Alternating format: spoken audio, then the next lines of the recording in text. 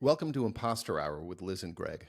We're here to explore the imposter syndrome that haunts creatives, delving into how it affects their lives and work. Join us as we chat with authors and artists about creativity, self-doubt, featuring imposter characters in their stories, and the occasional imposter who pops up in their day-to-day lives. We are so excited to welcome Lauren Nossett to the show today. Lauren is a professor turned novelist and award-winning author of the thrillers The Resemblance and The Professor. Her books have been Amazon editors' picks and featured in the New York Times, BuzzFeed, E! News, and Paste Magazine. The Resemblance won the ITW Thriller Award for the Best First Novel and was chosen as a book all Georgians should read. So cool. Lauren currently lives in Nashville, Tennessee, with her spunky Pomeranian Bowie. Described as elegant and thoughtful by the New York Times and impossible to put down by Paste Magazine, The Resemblance won the ITW Thriller Award for the Best First Novel. It was selected by the Georgia Center of... I just read that, so we're going to edit that out.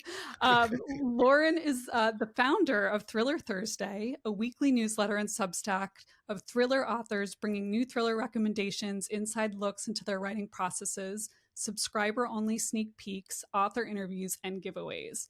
And I will mention that my co-host Greg is also part of Thriller Thursday, and it is so cool. I love it. I look forward to it every week. So we'll talk about that a little later. But welcome. Great. Yeah. Thanks so much for having me. I'm excited to be here. We are excited to have you for sure. This has been we've been looking forward to this. Because of our, Thriller Thursday connection, and also just because of your incredible writing. If you are down to dive right in, I think we can start, I guess, with considering the imposter sort of aspect of our program here that you've been kind enough to join us on. I think there's a really interesting imposter dynamic in your most recent novel, The Professor. Mm-hmm. Where you have your two main characters, both of whom are experiencing a sense of imposterhood in their relative situations within the story, right? Mm-hmm. With Marlet, who's a former police officer, she's kind of playing fast and loose with her law enforcement status in order to dig up information on this case that's a big part of the book, right? And then on the other hand, you have Verena, who is feeling sort of like a fraud in her professorship, in spite of the fact that she's fully accredited and highly capable in her position. And this gets into a lot of the themes of the book, but I thought it was a really compelling juxtaposition from a writing standpoint. And I was wondering if you could maybe kind of break down that dynamic for our listeners.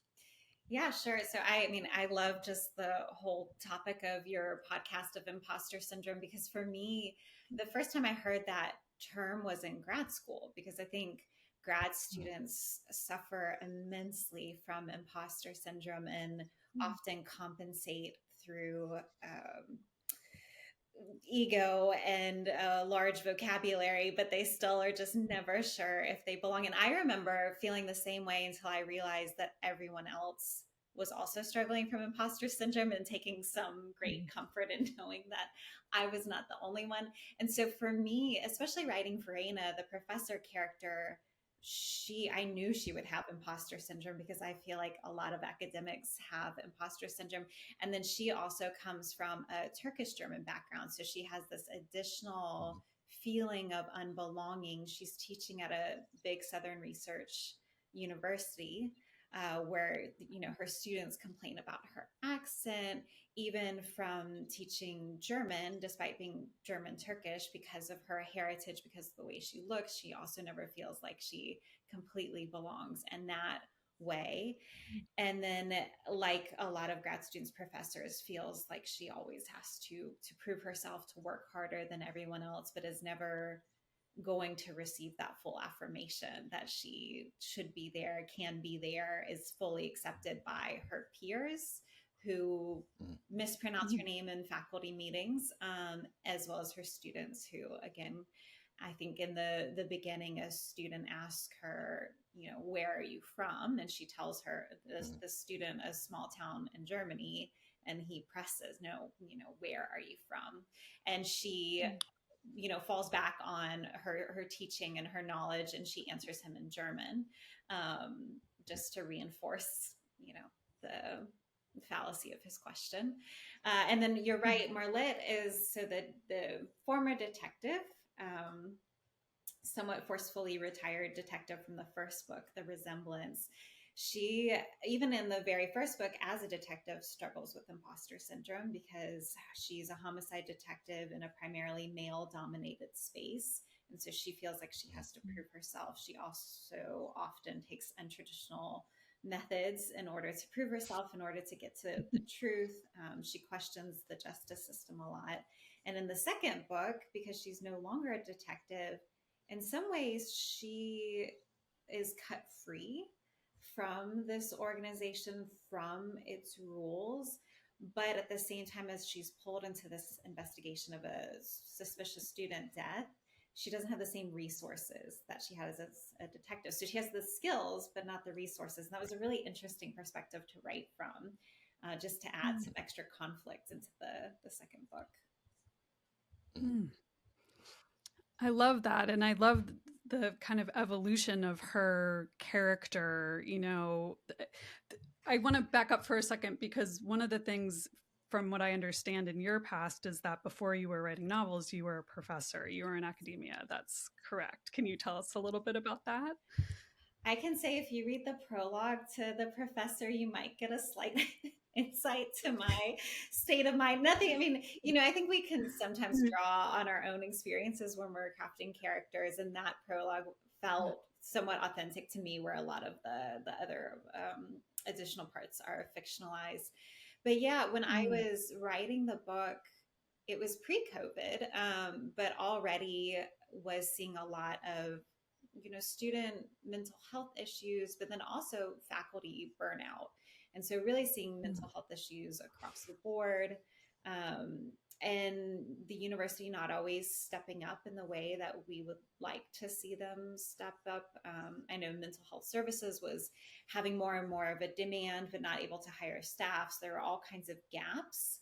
And I think that was something that was really on my mind when I was writing The Professor, was student alienation, and then that combined with faculty burnout, no one really getting the support that they needed. And there's a metaphor in the book about someone jumping into a river to save a drowning person, so like a professor jumping into the river to save a student who's drowning, and then realizing they don't have the capabilities to swim themselves, right? Because no one has really fully addressed these anxieties and stresses and the mental health issues, so that the people who are in the best position potentially to help a student might actually not have that ability to do so. Well, that brings me to a question I wanted to ask you, and I'd love to set it up with just a small passage from the book, which I think really sums it up pretty beautifully. You describe it as thus: it all feels like security theater, a quality theater, whatever you want to call it, when the powers that be pretend they're impartial judges interested in the truth while going through motions that do nothing to achieve it. And I really, I'd love to get your take on this kind of what I would call maybe like this epidemic of empty rhetoric that I think a lot of our institutions sort of engage in. And you've already touched on it a little bit, already with the first couple answers, but if you could kind of just, share a bit about your take, I'd be interested in that. Yeah. So, and I think it's also, there are these parallels that you pointed out earlier between Marlette's experience and Verena's experience, these two primary POVs in the novel. So you see that, I think, if I'm remembering correctly, that's Marlette making that observation, I think. Yeah. Is it Marlette? Okay. Yes, it is. Yeah, There's always like that gap between the book coming out and then getting to talk. And now, and now it's been a while, so I don't want to misremember something I did. But in this pursuit of justice on behalf of the student, meanwhile, the university maintaining a line about looking into things, caring about the mental health, state of the students without doing a lot. And I think that's something that I would see too. It wasn't that the will wasn't there, but I think the effort didn't always match. I remember really distinctly being told as a professor that we were the last line of defense with students and their mental health issues. That, the students, college students are adults, but they're young adults and they're living away from home for the first time, struggling with, isolation, maybe not having the same support system that they're used to, maybe not even having a good support system at home to turn to discuss the problems that they're facing in a new environment with additional stresses. And so, you know, uh, this is true that professors do interact with students on a more regular basis than perhaps the other adults in their lives, but professors are not trained psychologists. And so we can alert the right people, but I remember feeling, and this is something that Verena experiences in the book, you never feel like it's enough. And I remember having a lot of anxiety. You send messages to everyone, to the RA, to their counselor. I've noticed this pattern of behavior. And then that's it. That's all you can do. And yet you feel this, responsibility for the students. And that's something that I think I was feeling at the time that I was writing the book, since I was still teaching. And then that's something I bestowed upon Verena, as authors so often do. Mm. Yeah, I wanted to comment on, your writing it's so beautiful and poetic in many places, but I think it also comes from a place of real like experiential observation. Like I found that you write a lot about there's kind of love letters, but there's also indictments. In The Resemblance, you really, I think, call a lot about the Greek system, specifically in a way that I think someone has observed it from like a unique perspective. So I was curious about, when you were teaching, were these books or The Resemblance being the first one, was that kind of cooking as you were going about your day and building on itself, or did it kind of hit you like a flash and you're like, I need to write this? Can you tell us a little bit about the genesis of you becoming a novelist? Yeah. So okay. I mean, the beginning is writing in my second grade class, and the short little period that our second grade teacher allowed us to write, where I wrote The Specialist Key was the story that I wrote. It was before I learned superlatives, so it should have been the most special key. It was fantasy, it was a key that opened, doors to magical portals, which is a lot of what I read. I read a lot of Narnia and stuff like that as a kid. And then I think the first book I wrote, which will never be published, it is not very good, but it came out of my master's thesis. I was looking at the literary representations of this historical figure, and then I wanted to kind of pen my own work of historical fiction. But it was a lot of information dumping. I don't know how people who write historical fiction, it is so impressive the amount of research that you have to do, but then to not just put it all in and to actually present it in a way that's interesting, I think is a balance that I have not learned as someone who writes more contemporary things and settings that I'm very familiar with, at least so far. So I wrote 6 novels that are in a drawer, so to speak, until I had this idea for The Resemblance. I think I probably had the idea beginning of the year. What year would that have? Maybe 2018. And I just let it, or maybe it was 2019. I think it was 2019. Let it ruminate until summer. So I kind of had this idea, which I wish I would do that now. Now I have an idea and I just want to sit down and write it, which I don't know is always the best approach. But I let it ruminate, in part because I had to. I was still teaching, courses, teaching new courses. And so over the summer, because I already had that built-in time off from teaching, normally I would take on a research project, a big research project, and that's what I would do over the summer. And I did have other projects, but I gifted myself the mornings. So I said I would write, I'd have this kind of, I called it my creative writing, my creative time in the morning. And then the afternoon, I was finishing up a conference paper and a paper with the students. Then I would turn to that. And I think the conference was in Portugal. So I knew I had kind of up until this conference, I had 2 months essentially that I could spend doing creative stuff. And then I had to completely shift gears and then would have to get ready for the fall semester.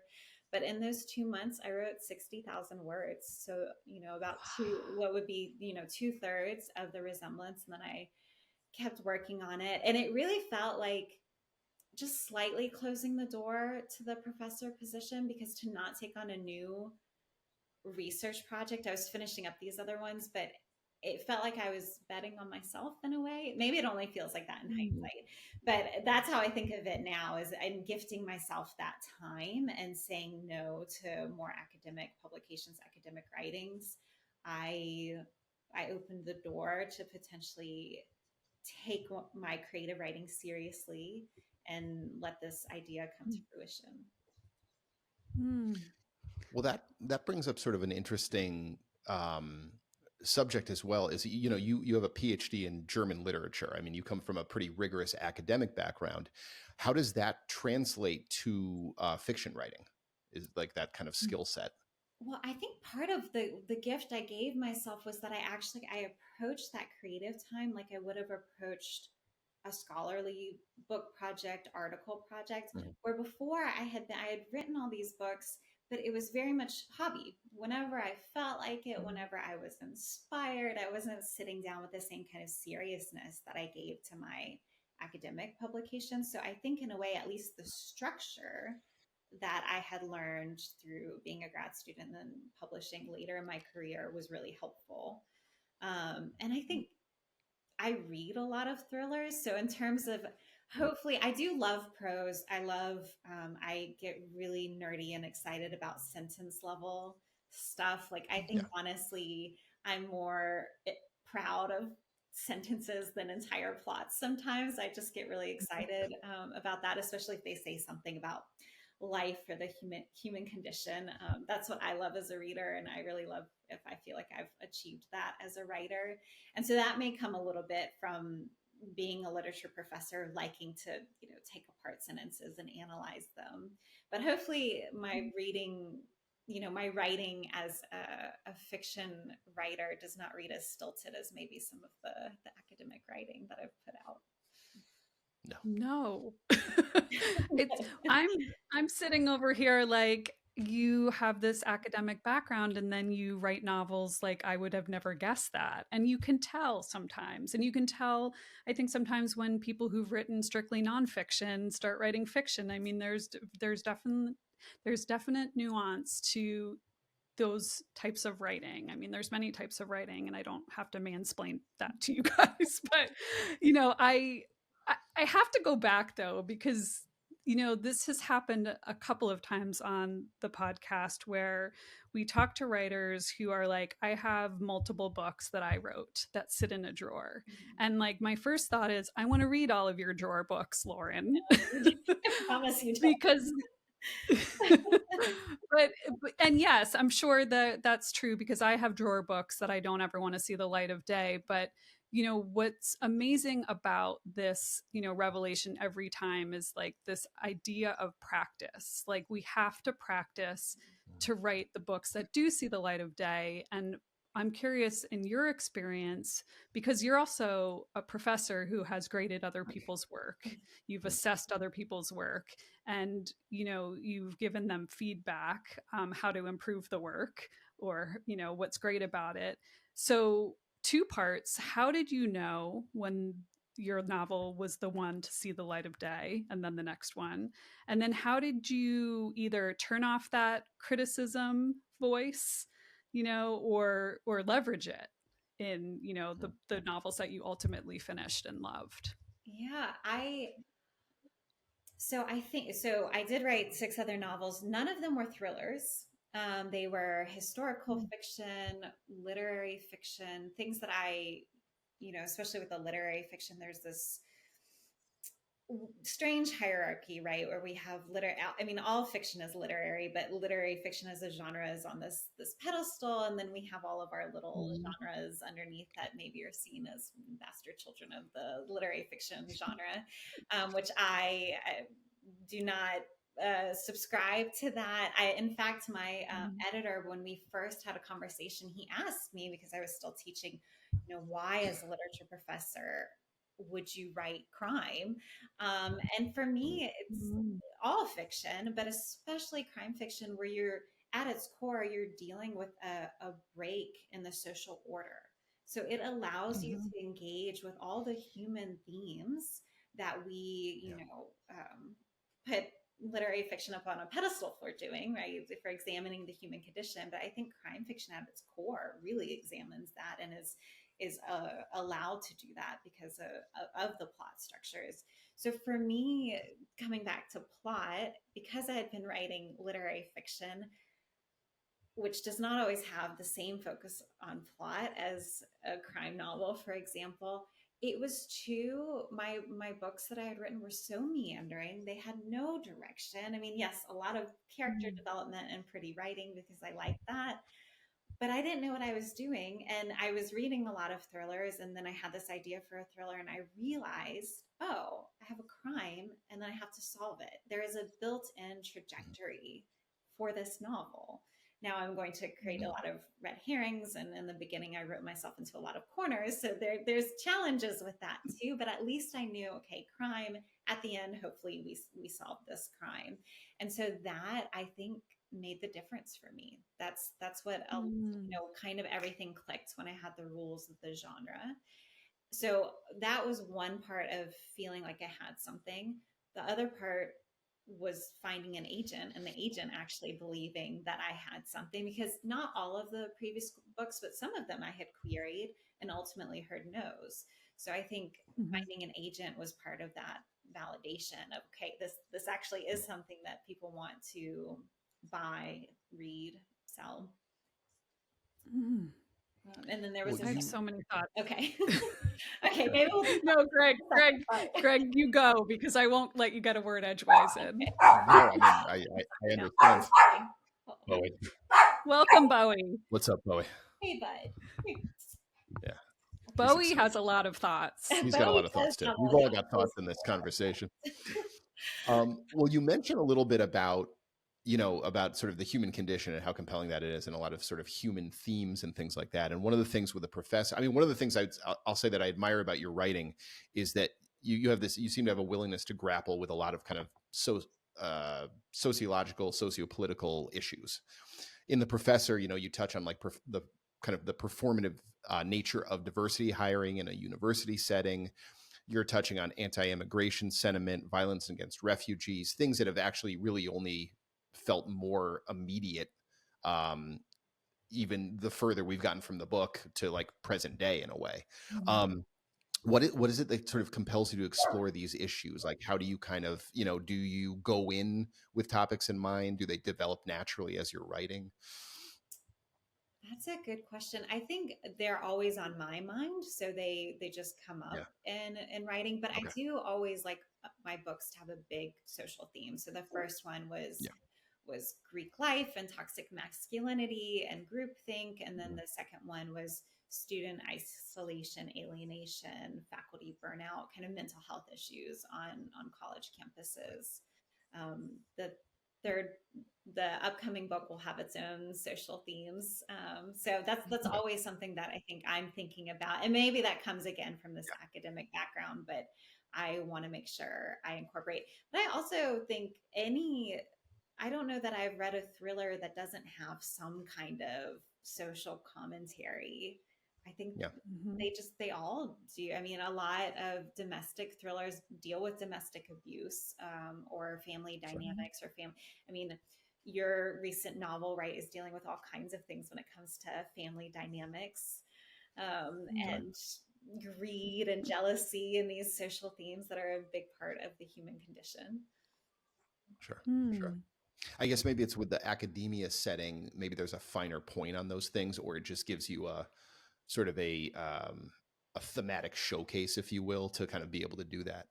I think Um, Marlitte allows for, she as a character pontificates a lot about life mhm, and just so, even though I think Mhm. a lot of thrillers are dealing with these themes, she as a character, since it's her POV and it's first person POV, she is actively thinking about all these things, which allows, I think, for yeah, a different kind of exploration. If you're just looking thematically at a plot, she's actually, she's talking about these things, which some people really like, and then some people don't, because for a thriller those kind of pontifications, they slow down a plot.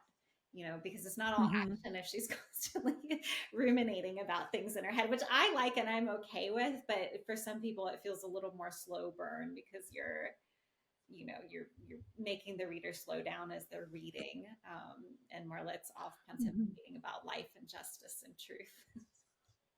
Well, that brings up yet another, and now I'm stepping all over you, Liz, but I promise I'll shut up after this one. But it does bring up sort of what we were just talking about in the last couple of questions. You are, I think, a very prose forward writer, but you have managed to strike a balance where, I mean, it may be slow burn as you just described it, but you've struck a really good balance with really with the writing really hitting on a line level and having that real humanity to it. But you also are, working well with pacing and plot and tension and escalation and things like that. So when did you kind of know you were onto that balance, I suppose? When did that really click for you? Well, thank you for saying that. I don't know that it has clicked for me, but I will say, my editor is really, he will look at my manuscript and be like, okay, here is places we can maybe cut to help with pacing. And so he's very good at pinpointing those parts that are, I mean, he allows me to do some of the pontificating, of course, that I like to do as a writer, but then is it all necessary? Maybe not. So he's very helpful. And now that we've worked together, for 2 books, we'll work together for the next one. I think I do hear his head sometimes when I'm going back through, hopefully before he sees the manuscript and making those changes, because I think that's the other thing is after putting out books, you start to hear other people's voices than just your own when you're writing and revising. And that can be helpful. It can also put a lot of undue pressure, which is not always great. But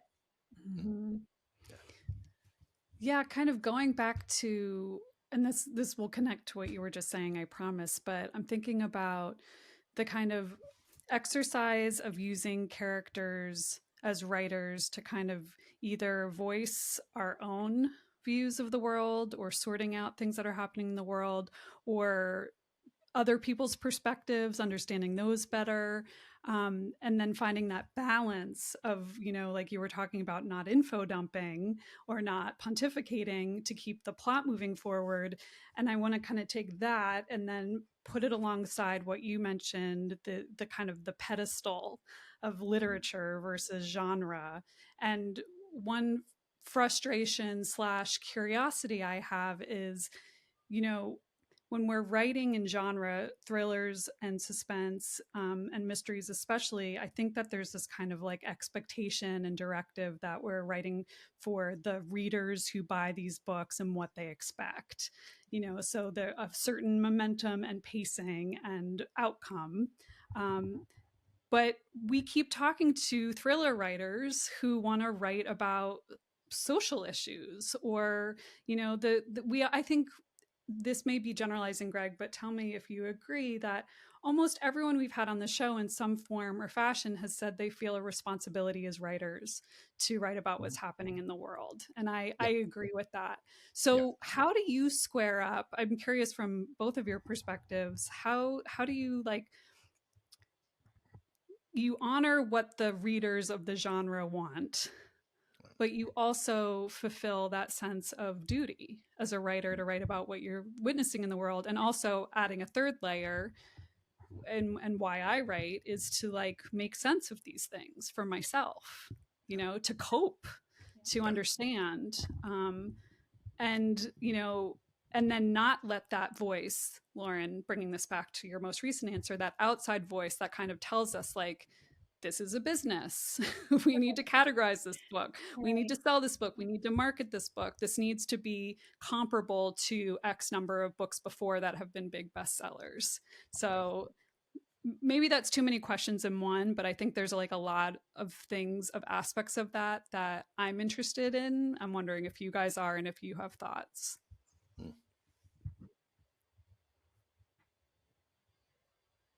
Craig, do you want to? You're both you want me to? I'll jump on first if you want to. Yeah. I mean, no, I think it's all, but it's also sort of, Lauren, you were talking about that a few minutes ago about the idea of, coming from a literary background, in quotes, right? And then having that structure for okay, well, it's now there's a certain structure, or there's certain expectations of a structure. And I guess the structure itself, if you look at it in a certain way, can actually be kind of liberating, because you kind of know that you have these things, you can build that out, and then you can in maybe small or large ways, you can kind of be subversive in the way that you navigate that structure, right? There are ways where you can like invert it, flip it, put your own spin on it. And sometimes like it can be a little bit freeing if you're able to maybe click into pacing and feel like you got a good thing going with that. Then the idea of ratcheting things up tension wise, if you're talking about social issues, for instance, you can use maybe people's expectations of what that issue is and figure out ways to kind of invert that or explore that in interesting ways. And that can actually build tension into it. So if that makes sense, I don't know if that's too like arbitrary, but there are ways where I think you can use what might be limitations as ways to really like maximize what you're going for in totally genre, if that in that way. Yeah, and I think to add to that too, you're using, not using, but those social issues can become part of the tension itself. So if I want to write in this genre, and the reader expectations are, there's going to be high stakes, tension, twist. I think about Liz Moore's Long Bright River, right? And she's talking about the opioid epidemic, right? I mean, that's the big social theme of that book, and it adds such high stakes to this book, this detective, what she's dealing with her sister.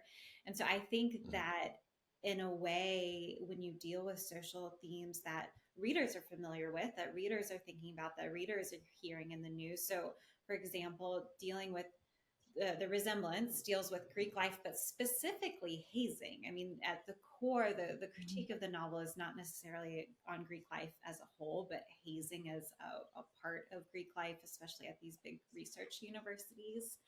And the stakes are high. Every year, a fraternity member dies in some kind of fraternity related, whether it's off campus, on campus, drinking incident. And so you already know that the stakes are high. We already see real life examples of this in the news, and that's something that every reader is able to pull in to their reading experience. I have had mothers who have students either going off to college or currently in college who will tell me, I've read your book and had conversations with my children, and am concerned about what goes on kind of behind closed doors, as they have every right to be. And the more research I think I did, the more concerned I became over what were pretty common practices beyond just what I had witnessed as a student myself. So I think there's a way that people want a pulse pounding mystery. I think readers want that. I do think readers like to investigate social themes and to be forced to think critically about what's going on in and around them in the world.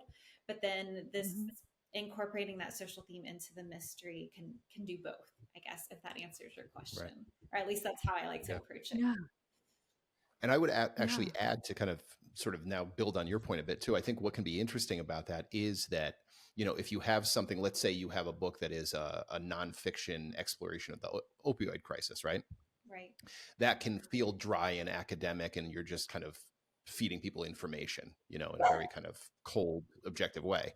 Sometimes also I think the advantage of genre stuff can be that you can almost like Trojan horse a lot of stuff in there. It's like people aren't necessarily, they don't feel like they're being lectured to, and therefore they're maybe actually a bit more open to the message that you're trying to kind of like work in there with the kind of, the delivery system, let's say, of a really propulsive plot. So I think sometimes that can actually be, if you look at great, science fiction, for, if you look at 1984, if you look at Handmaid's Tale, or all of these kind of what are now foundational texts, the message is being disseminated through this very propulsive, very, like you said, Lauren, very high stakes kind of storyline, and people feel less like they're learning a lesson, but they are absorbing that through the framework of the story too. So I think it can be useful in that way.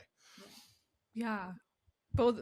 You both said so many things that I totally agree with. And the thing that was kind of kept coming up for me, and I think this has been on my mind, since I've been reading your books, Lauren, and also just in general, is the kind of the way in which the publishing industry and the way books are marketed can really underestimate the readers of genre fiction, and they kind of reduce plots into the very simple this is a murder, this happens, this is like this book, when in fact people who read mysteries and thrillers and sci-fi and all kinds of, and romance, and whatever they prefer, they also want to have quality, substantial plots, character development, and prose.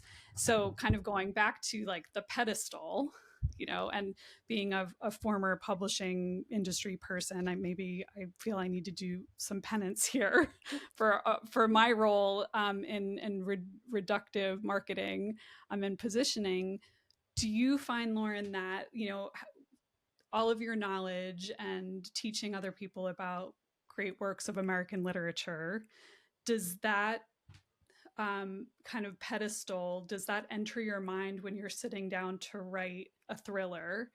Does the imposter syndrome come up at all in that regard? Like, are you feeling any kind of self-consciousness about the tuning fork of what sentences need to sound like versus the plot? Or are you able to just kind of separate yourself and write? That's an interesting question. I think in the writing, and of course it changes, right, as we put more books out and are thinking about sales in the business. But I think when I come to the page, I still feel very fortunate to be able to do this as my job, and I do get really excited about great sentences.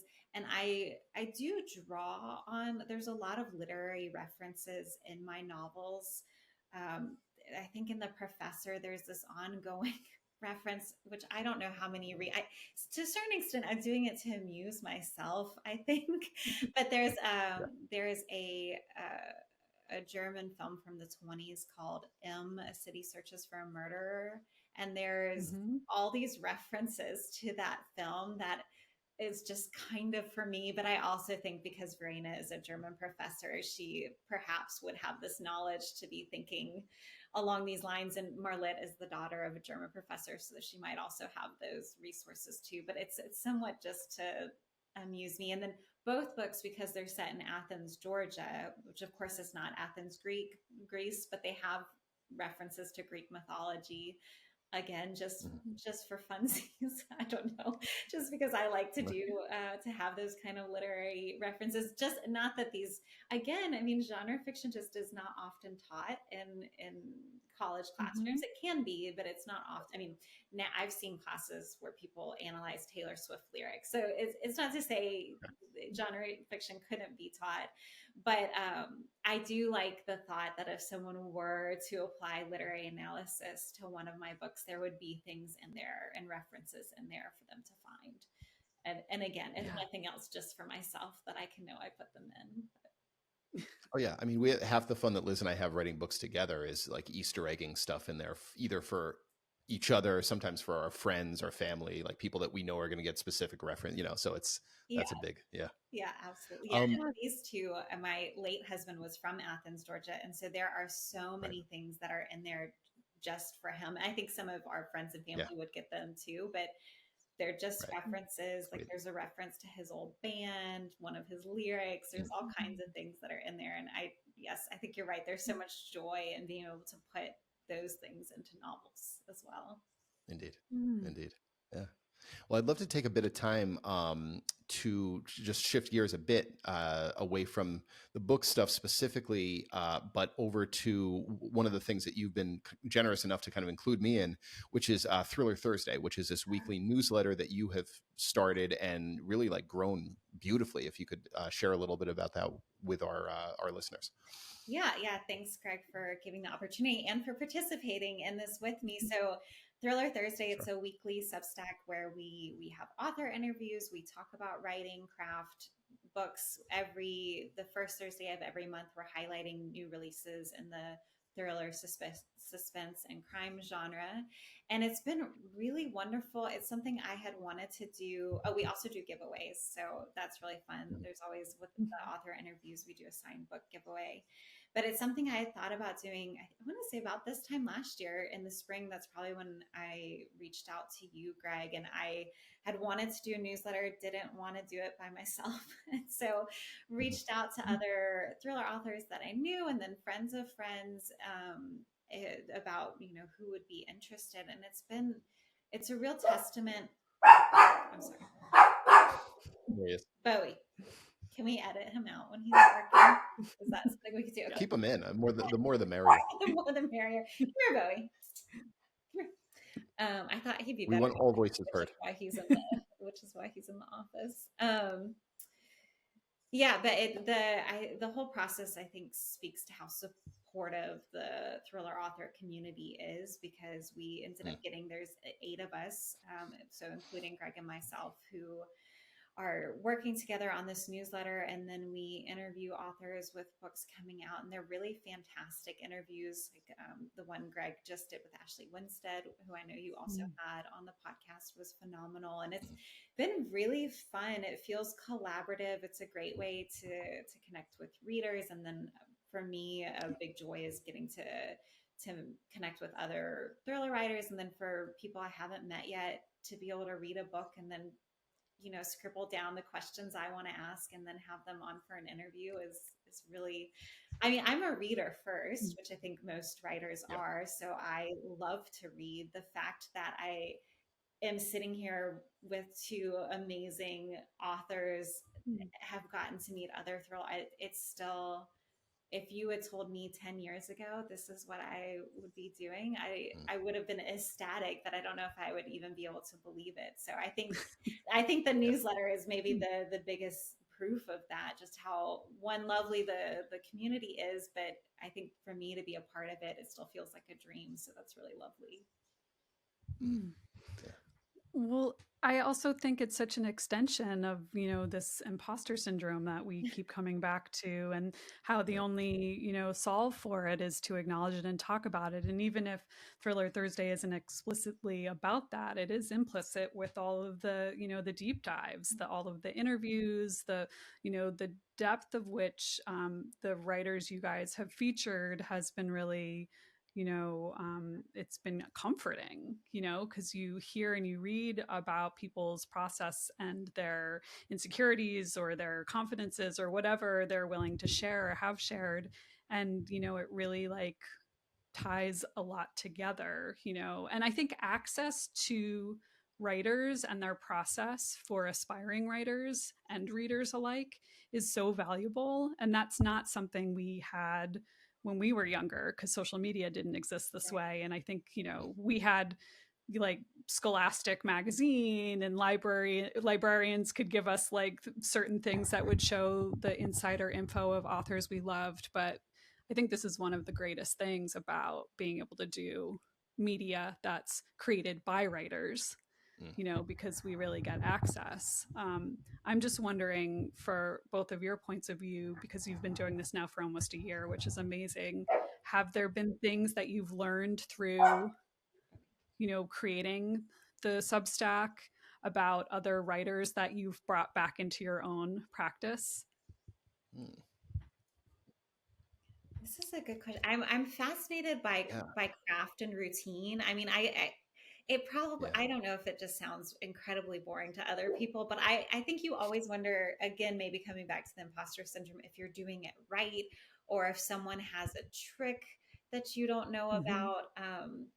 I will say Lisa Unger, who I interviewed for Thriller Thursday for her newest book, Close Your Eyes and Count to 10, she recommended this, I don't think this came up in the interview, but we had dinner and she recommended Cal Newport's Deep Work. And he talks about rhythmic deep work. He talks about different kinds, but there's one kind which is rhythmic that really has completely changed my writing in the past, few months since I read it. And so I think sometimes just those resources that when you're talking with other writers who also struggle with distraction, social media is lovely to connect us, but also, can end up taking up a lot of creative time, can be a distraction itself. So how to find those moments of deep work, focused work. And so I think for me, those kind of conversations are really helpful, which we're allowed to do. And I do know in the newsletter, I asked her if it ever gets easier, because she's published, I don't know, maybe 30 books, something like that. And Amazing. and you know, and she said every book has its own challenges, but she wouldn't have it any other way. And I thought that was a really nice way of putting it, because yes, with every book you're growing as a writer, but every book is its own story, so it has its own unique challenges of how to, especially in a thriller, of how to solve all the problems that you're throwing at your protagonist. Right. Yeah. Well, I have to know before, as we wrap up, what are you working on next? What can you tell us anything? Can you at least give us like a time window for hope? Yeah, so nothing has been officially announced yet, but I feel like I can tease it. There'll be something coming out next summer. We are departing from Marlitz. It is no longer her world. This is the protagonist is a very different kind of protagonist. She's a female PI, where Marlitt is very, we could say, jaded a bit, based on her experiences, always pontificating somewhat darkly about the world. This PI, she drives a little red sports car. She loves Dolly Parton. She lives in Nashville, and the story takes place in Nashville, which is where I live, and I absolutely loved being able to set it here.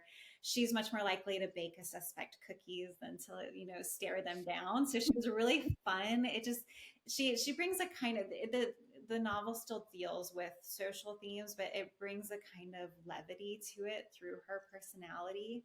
And so she is contacted by a somewhat controversial lead singer of an all-woman band in Nashville, to investigate a stalker incident. And then from there, she gets pulled into something even bigger than that.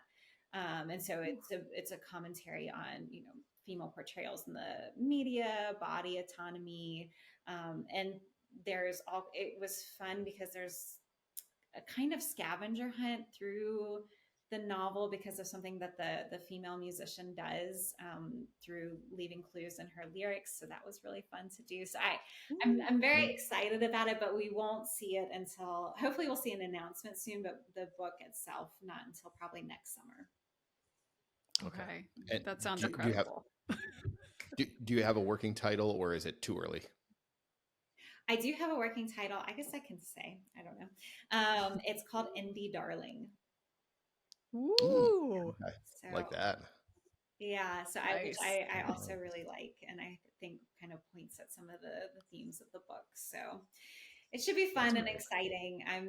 I don't know how y'all feel, but everything always just takes so much longer than I want it to. So it feels like it's been in the works for a long time. I'm very excited for it to come out next year, over a year from now. As are we. Yeah. As are we. Yes. Sign us both up for it. That's wonderful. We're very excited.